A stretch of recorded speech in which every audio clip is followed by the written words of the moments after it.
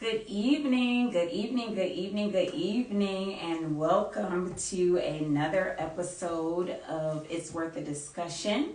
I am your host, Kathy Bailey. I am so happy to have you guys back with us. If you are returning back, and if this is your first time, welcome. I'm happy to have you here. So listen, we got a lot in store for you tonight. Before I even get started, I just want to remind you all that if you are not following us, you can follow us on both Facebook and Instagram. And also you can find the podcast on Spotify and Apple Podcasts, as well as the video on YouTube. So make sure that you subscribe. Make sure you click the like button. Make sure you comment, because I love to see those comments. That's my way of seeing your support. So I really appreciate that. So make sure you get in there with us, because we love our audience feedback. So listen, today we are doing part 2 of forgiveness. We have the awesome Dr. Franklin here with us tonight. Thank you for coming back. Thank you for having me. So for those of you that are just joining in and maybe didn't get the introduction the last time that Dr. Franklin was here with us, Dr. Franklin presently serves as the founder and senior pastor of Inner Healing Ministries Church, located in Cleveland Heights, Ohio. Reverend Franklin attended Kent State University and received a bachelor's degree from Cleveland, holds both a master's degree in pastoral counseling and a doctorate degree in formational counseling from Ashland Theological Seminary. He is the founder and the director of the Christian Counseling Services of Greater Cleveland, a counseling agency that provides help for marriages, anger management, grief support, addictions, forgiveness, family intervention, and spiritual direction. Pastor has also taught as an instructor at the McCreary Center for African American Religious Studies and has served as an adjunct professor at Ashland Theological Seminary on both the Cleveland and Ashland campuses. As I said before, that's a hefty resume, but I am glad to be in the service. So, Pastor, listen, I'm excited. So I just want to tell you that when you were here last time, you gave us a lot of good stuff, some good stuff. We learned a lot of good stuff. I got some great feedback, some really great feedback. So I think that tonight is going to be just as good as the last time. So let's jump right in. Okay. All right.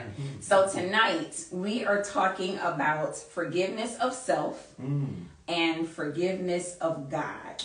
Okay. So I've been thinking about this since the last time you were here, and I'm all excited to hear what you have to say. I'm so excited to hear it. So let me just start by asking you first, why do you think forgiveness of self is important? Okay, well, thanks for having me again. Absolutely. I deem it an honor to be with you again, Absolutely. Kathy. Forgiveness of self. Okay, so forgiveness of self is extremely important. It's huge.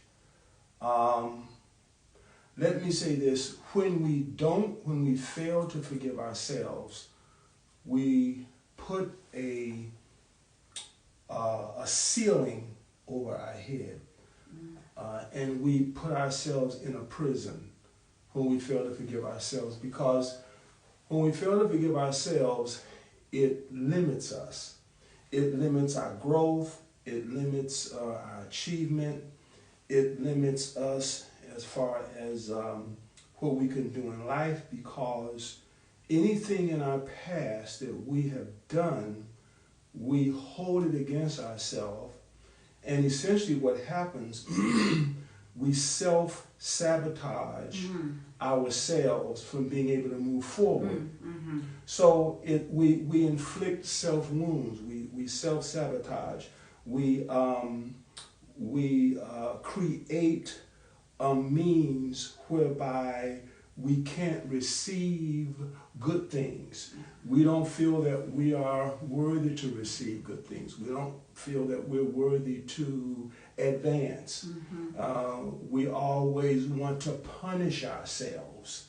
And so You know, being able to forgive ourselves is important for opening up our progress for life. Mm-hmm. So when we fail to forgive ourselves, for all of those who are Christians, the cross, the cross of Christ, we have to remember that the cross of Christ, for all those who have accepted Christ, when we all of the shame, blame, guilt, and all of those bad things, Christ took upon himself. Mm-hmm. Okay, so if Christ took the shame, the blame, and the guilt and the punishment for all of the things that we did wrong, then we don't have to carry it.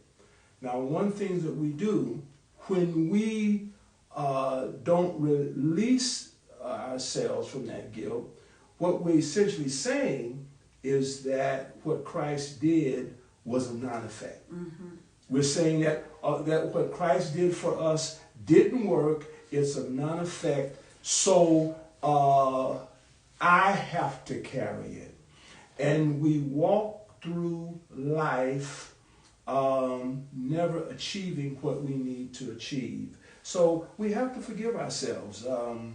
And when we forgive ourselves, we open ourselves up to everything that is good. Okay. So what are some of the steps that someone could take to forgiving themselves? I guess, well, let me back up a little bit. I guess, how would I even know that is something that I struggle with? I think the word conviction just comes to my mind when I think about self-forgiveness. Okay, well, self-forgiveness is important from the standpoint of knowing that you can kind of tell. I want to use that word self-sabotage or self-fulfilling prophecy or those types of things. When you continue to run into a brick wall, you always feel as though you're less than. You always feel as though you don't measure up. You always feel as though you're not worthy. Now let me say this. A lot of times, the not being worthy or feeling less than or those types of things can come from our past. Because maybe someone said something. A lot of our wounds come from childhood. A lot of our wounds come from things that are said about us or to us. Sometimes parents tell their children, you're bad, or you'll never be anything, or you'll never amount to anything. And they internalize that. And so they actually believe that they can't achieve. They actually believe that they're bad people. And they actually believe that whatever they did, that's them. That the thing that they did, they take that on, okay? So this is why healing is important. To know that I made a mistake, okay, but my mistakes don't define who I am. Yes. There's a difference. Yes. Your mistakes are, it's human to make mistakes. But that does not make me a bad person. It does not define who I am, does not define my destiny, does not define who God wants me to be. Okay? So, number one, it's important for us to know who we are in Christ. So let's go back to the childhood wounds or the childhood things that happen in our life. Sometimes, let's say if we grow up and we did something wrong and people are pointing fingers at us. Well, we have a choice. We can take that on. We can believe that about ourselves. Or we can believe what God says about us. Okay? God says that we're fearfully and wonderfully made. God says that we're more than conquerors. God says that we are achievers. God says that we're beautiful. God says that we have a destiny. And we take those things on. And the reason I can take those things on and believe those things about myself is because I know that God forgave me for those things. He's already forgiven me. So I have to release those things for myself so that I can go ahead and achieve. It's extremely important. A lot of people, Christians and non-Christians, hold themselves in prison and don't achieve because of that. Now, let me tell you another reason why we don't forgive ourselves. Is because of fear. Sometimes we have fear of achieving. Oh. Sometimes there's a fear of achieving, and we sabotage ourselves there too. If I achieve, then will I be able to keep it up? Will I be able to go forward with it? You see what I'm saying? Yes. Will I be able to maintain it? Yes. Okay? Yes. So, and that's another important thing is the fear of what will happen, the fear of the unknown. So if I keep myself in this box with the ceiling, I don't forgive myself, I'm not going to try to do anything better, then there's a safety in that. Okay? And I have an excuse for not releasing myself in achieving and going forward with and the fear of the unknown, you see. So that's why as well. Okay.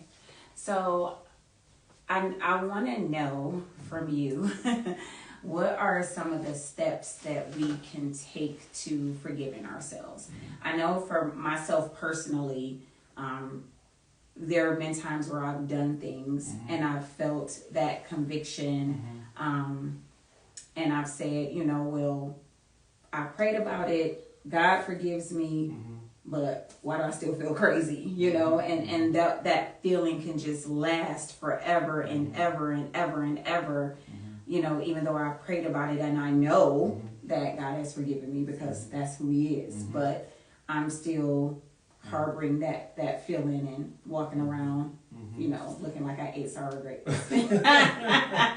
Right. Well, that's where faith comes in. That's where you have to you just have to accept it. It's one of those things you have to accept it. Why beat up on yourself? Yeah. Why would you take a hammer and hit yourself in the head with it? Why would you get something else too? The Bible says that we should love, and a lot of folks don't understand this. The Bible says, love God with all our heart, soul, mind, strength, and your neighbor as yourself. Yes. So watch this now. I have to love myself first. I can't love my neighbor if I don't love myself. When I fail to, it says, love others as you love yourself. Now, sometimes we get the loving others, but first, I've got to love myself. Now, watch this. The degree to which I love myself is going to naturally be the degree that the outflow of me loving someone else. Now, watch this. If I'm bitter, and I'm a sad sack, and I'm overcome with all this guilt and shame, and I'm not doing anything in my life, how can I root for you? I can't root for you. I can't root for you. I'm stuck. The release to love other people begins with me releasing myself and loving myself. So as I take the guilt, the blame, the shame, and the punishment and move that dark cloud away from me and put it on Christ where it belongs, it allows me to do what? To stand up, be who I am going to be, okay? No guilt, no shame, no blame, even though I did do something wrong, but Christ took that away. So now I can stand and be who I am, and I can achieve, and I can grow, and I can move forward in life. So as I blossom and move forward in life, then I have no problem rooting for you. Now watch this. not only am I going to forgive myself and root for myself and love myself, I can love you. Yeah. And guess what? I can love my enemies. Ooh. See? See, all these things, watch this, it's all connected. Yeah. Forgiving self / loving myself is related to forgiving you and loving you. It's related to forgiving others and loving others. It's all connected. But watch this. Forgiving myself is usually the root of it because I can't give what I don't have. Yes. Yes. I have to have it first. And it's got to be in me first before I can give it out. So when I don't forgive, watch this now, I'm still in that prison. That dark cloud is still over me. I think worse of myself. I'm curled up in a ball. I'm mad. I'm angry. I'm loathing, self-loathing. Okay, self-hatred is on me. There's a very interesting study that was done in the 1940s by African-American psychologist. Let me see, what were their names? I remember Mamie, yes, Kenneth and Mamie Clark. Okay. Kenneth and Mamie Clark. And they did something called the doll experiment. Many of you probably know about the black doll experiment. And what they did was they would take the black doll and a white doll, and they would ask these black kids, which doll is smarter? They would say the white doll. Which doll is prettier? They would choose the white doll. Which doll is more acclimated to life or whatever? They would always choose the white doll. It proved something. It proved one thing, that segregation, black and white, and there was a very famous court case that proved, I believe it was Brown versus Board of Education. Very, very important case. It proved that, but it also proved something that was inherent in many African-American children. Self-loathing, self-hatred, putting self down, okay?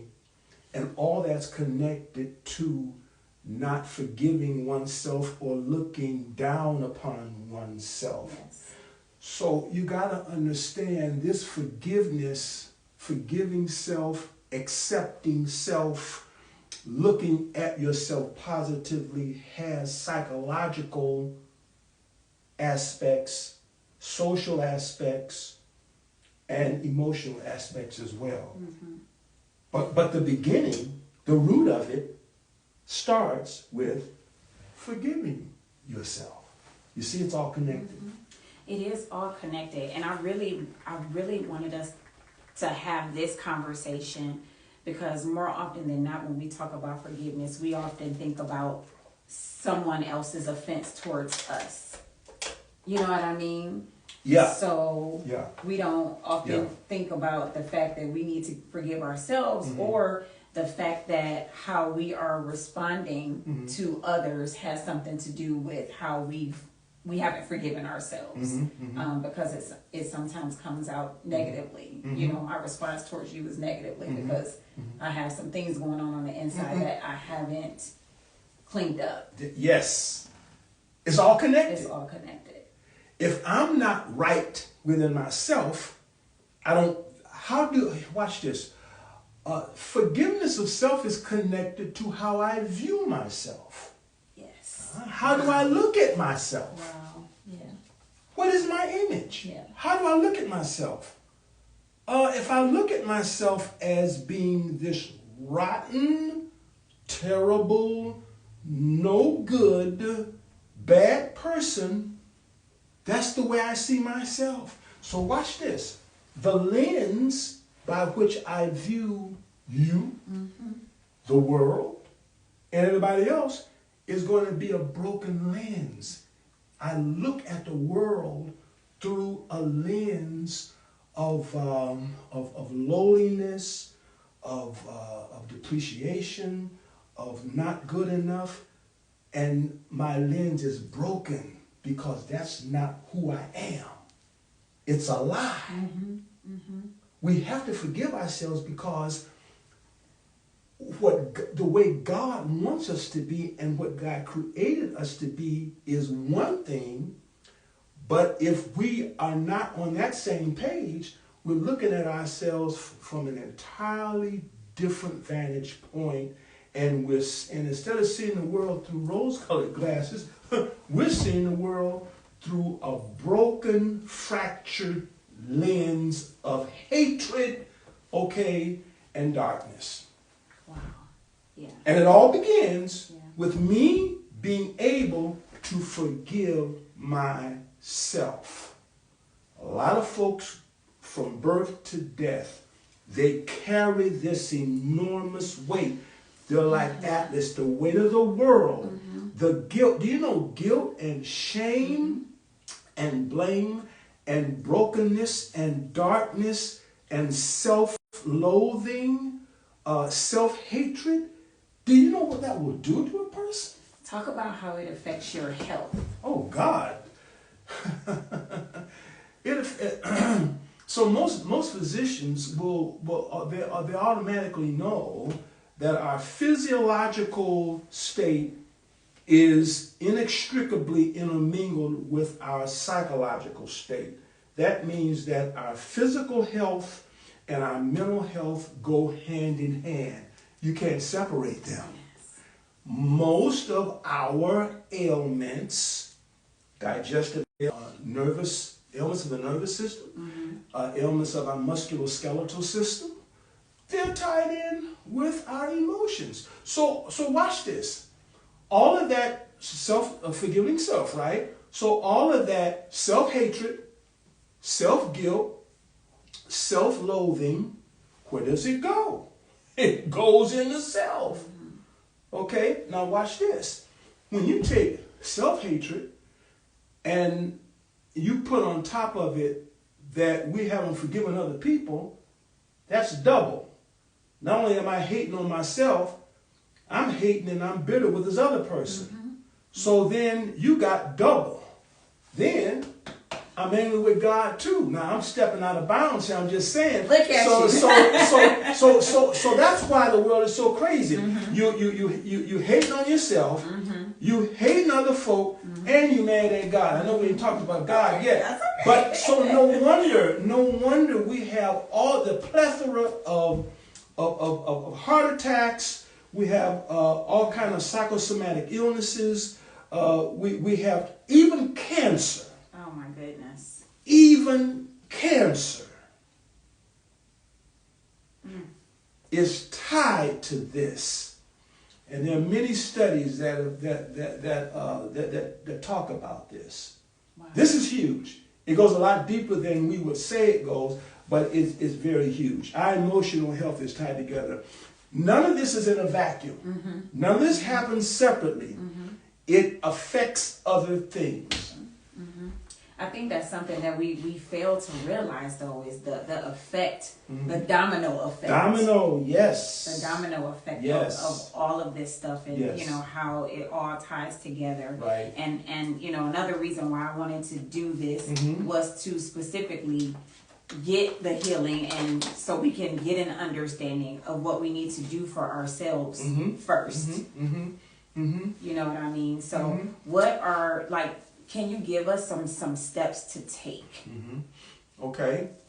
Well, we're pretty much, okay, so if you want to start at number one, I would say a good healthy view of self. A lot of times they say it's not what you're eating. Let's just take overeating. Okay. So let's bring in this whole dysfunction and addiction piece. Overeating, pornography, gambling, whatever it may be, drugs. Oh God, the drug culture now, all of those types of things, fentanyl, and opioids, and prescription drugs and smoking weed Everything. and all of that stuff. Everything. All of that, my friends, is our futile attempts to anesthetize our pain. That's why we do that. So, like, let's just say for overeating, it's not what you're eating, it's what's eating you. So this again, I'm going to ask you a question. Okay. But again, I just wanted to say that it starts with healthy view of who I am, a healthy understanding of accepting myself, being comfortable in my own skin, knowing who I am in God, knowing that whatever I might have done, whatever mistakes that I've made,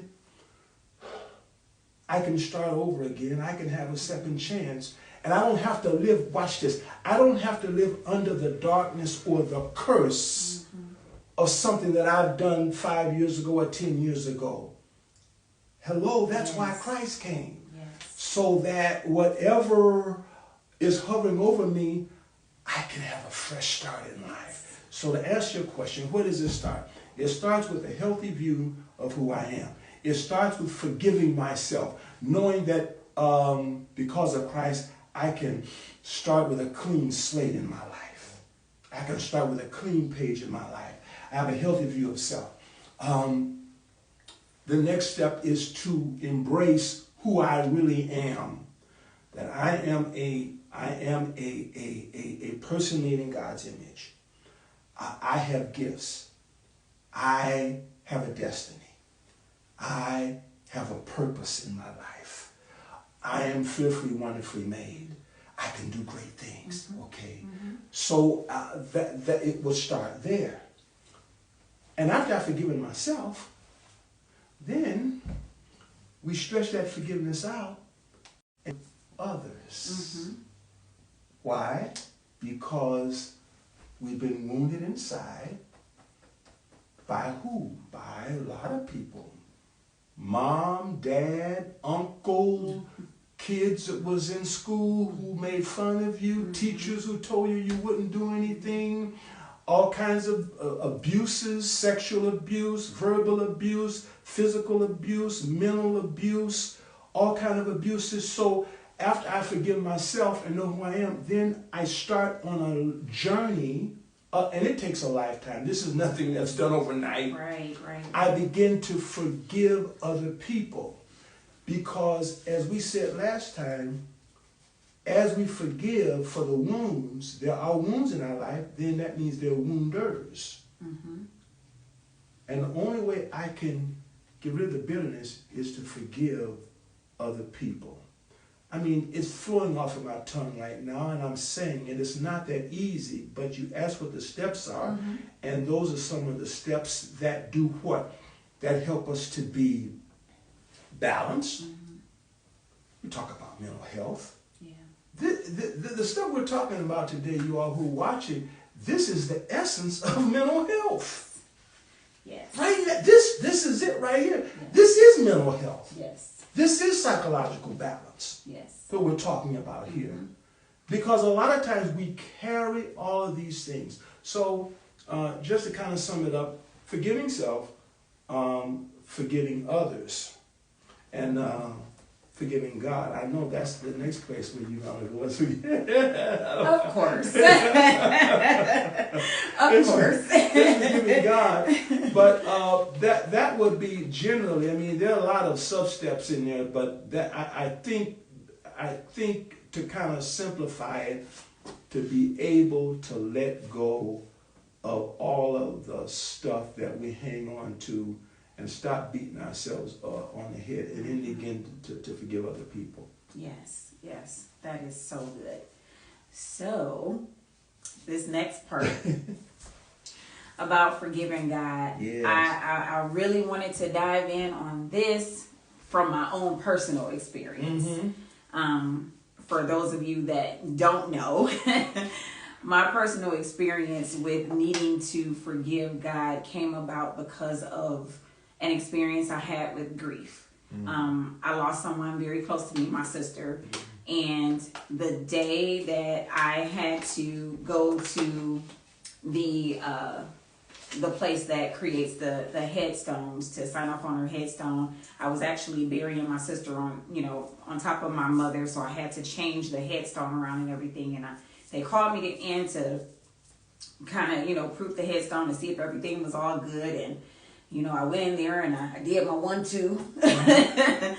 And when I got back to my car in the parking lot, I screamed and yelled and screamed and yelled. And I said a few zingers, Pastor. I did say a few zingers. That's cuss words for those of you that don't know. I said a few zingers. I did. And let me be honest and say... Let me be honest and say at that moment, I felt no guilt about what I said. Okay, I feel I'm being really honest and transparent there. Yeah. Because my thought process at that moment, first of all, my hurt was so heavy. And my thought process at that moment was, you took away two people that were uber important to me. You were the only one that had the power to save them, and you took them from me. That was my feeling at that moment. And even as I'm saying it, I could feel how I felt then, But I knew as time went on that I needed to forgive God. I was so angry. I was so angry at God. I didn't want to pray. I didn't want to talk. I just, no, I'm going to just show up and do what I got to do because people are counting on me, not because this is what I'm really feeling. So I want to talk about that for people that may be in the same position that I was in. Maybe it wasn't because you lost a loved one. Maybe you lost something. Maybe it was a job. Maybe, it was your home. Maybe, something else happened. Maybe you just feel like you're going through a phase in your life where you're trying to reach God and he's not there, or you don't feel his presence, because that happens. That happens where we don't feel God and we just get angry and frustrated. Like, how can we maneuver through that? So how do we maneuver through that? And then tell me, why do we believe that it's not okay to feel that way? Wow. You really throwing stuff at me today. I mean, I'm just saying. I just wanted us to be ready. You just got me on a hot seat today. Okay, all right. Well, Kathy, you pose a very real a real issue. It's a real issue. And we can't get around it. Being angry at God. So, one of the first things that we need to understand about being angry at God, or this whole thing about forgiving God, being angry at God / forgiving God. Grab hold of this. God is always right. He never makes a mistake. He's holy and righteous. And we have to embrace that first about God. So, the forgiveness that we do for God, I put in quotes when we quote, forgive God. We don't really need to forgive God because God never does anything wrong. Okay? So this whole forgiving God is not to pardon him because he did something to us. It's for us so that it's a step that we take so that we can get on the same page with God. Let me give you an example. Let me give you an example, a couple of examples to try to get this over to you and to our audience. Okay. When I was about 13 years of age, my mother and father were very strict. We lived in the hood. We lived on Huff Avenue. Those of you who know where Huff is, if you're from C-Town. Back in the day, that was the ghetto. We lived in an apartment building. Yes. We were very poor, but my mother and father had very strict rules. Okay, and I couldn't understand for the life of me why I couldn't stay outside after a certain time to play with the other kids. It could maybe be 7 or 8 o'clock. Come in. For really? Come in for what? Why can't I be out there with the other kids? Yeah. I was teed off. Yeah. I was livid. I was mad at them. You know, they didn't know it. Yeah. But I was really teed off. Yeah. I said some zingers too under my breath. They didn't hear it. They didn't hear it. You better not hear it. Right. It would tear my eye. But I was too young to understand what they were doing. I didn't understand that a lot of those kids out there didn't have parental guidance. I didn't understand that they were getting into things that sent them to jail. Mm-hmm. I didn't know that. All I saw was I wanted to be out there with them, and my parents are mean, and they don't, and I didn't like it, and I was mad at them, and I didn't forgive them, you know, because of that. Okay. Now, but as I got older, I understood what was going on. I understood the dynamics of it, why they did it. Okay, because all the things I said, they wanted me in a good environment. They wanted me to make something out of my life, and they didn't want me with the wrong crowd. And they kept a tight rein on me. In a similar way, we don't understand all of the things that God does, what He permits, what He allows. When people die, it could be a child, it could be a parent, it could be a best friend. When we lose a job, when maybe illness comes upon a relative, whatever it may be, we get livid at God and we get angry at God. But we have to understand that what God is doing is far beyond our understanding, and sometimes we'll understand it later on. Let me give you one more example that kind of help you here. My mother told me this. There were 4 of us, 3 boys and 1 girl. That's my sister's, the youngest. And after she had the 3 boys, she was practicing birth control. You know, didn't want to have any more kids. But somehow, even with birth control, she got pregnant with my sister. And she was living with God. How could you allow this? We're just barely making it. There's no food, you know, there's no room and all of that. And she was teed off with God to the point to where she stopped going to church. She stopped going to church. She kind of turned away from Christianity because God allowed her to get pregnant. And it was no question about it. It was like, why did you do this? It doesn't make any kind of sense. So as life would have it, about 30 years later, my mom took real sick. And what happened, that girl that she had was the one that time made almost 6 figures. Wow. Okay, I'm talking about years ago. Wow. Got her bachelor's and master's degree, had a top flight job, years ago making 6 figures, took care of my mom, and waited on her hand and foot through her illness. This is why. Okay, so she found out. So what I'm saying is this. Forgiving God means this. It means that, God, I don't understand why you allowed this stuff. I don't know. But I realize that you're doing something that I don't understand. So what I'm going to do, instead of poking my mouth out and being mad at you, I'm going to trust you. I'm going to trust you. And and hopefully you will allow me to grow to a point spiritually where I can really understand what you're doing. That's a good part of forgiving God, because when the relationship is broken between us and God, how does that serve you? Yes, absolutely. How's that working for you? Absolutely. You see what I'm trying to say? Absolutely. So that it's a level of maturity that we forgive God, and it happens. I've been upset at God because I didn't understand things, but He's the one that blesses us. And I'm thankful for that. Yeah. I'm thankful for that, and I'm thankful for the fact that we do eventually come out of that because of our relationship with God. I'm super thankful for that. Yeah.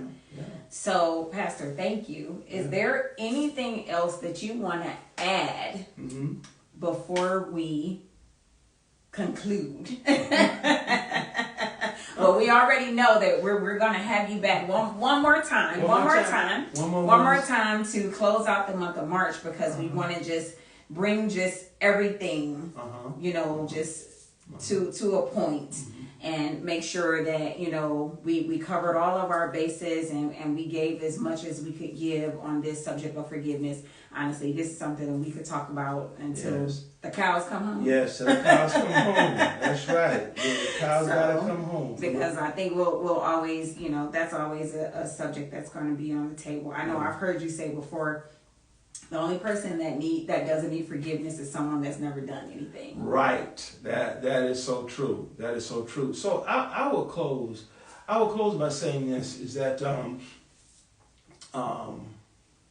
and I might have mentioned this before, but forgiveness is essential for our lives, because it was essential in Christ's life. Jesus was a forgiver. He forgave his enemies. He forgave those around him.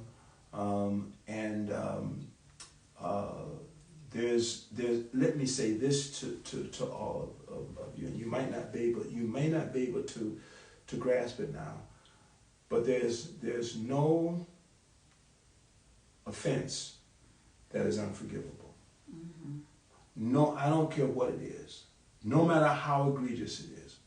No matter how foul it is. No matter how off the chain it is. No matter how violent it is.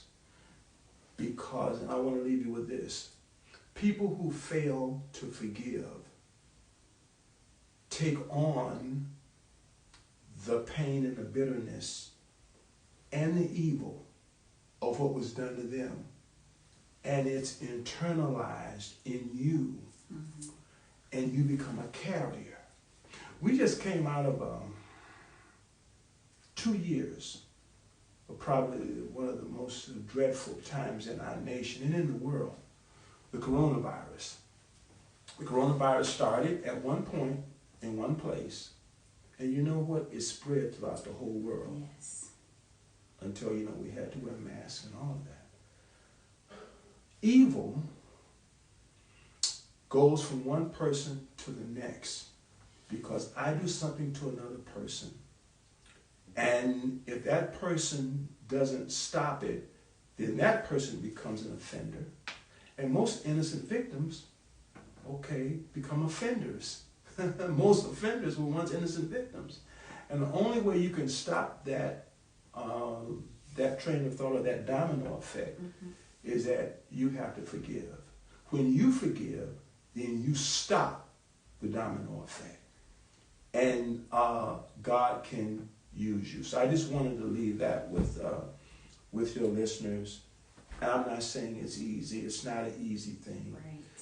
But it is a necessary thing for all of us to maintain our mental health, our psychological balance, our inner peace, yes, and our medical health, and our relationship with God, and our relationship with other people around us. Yes.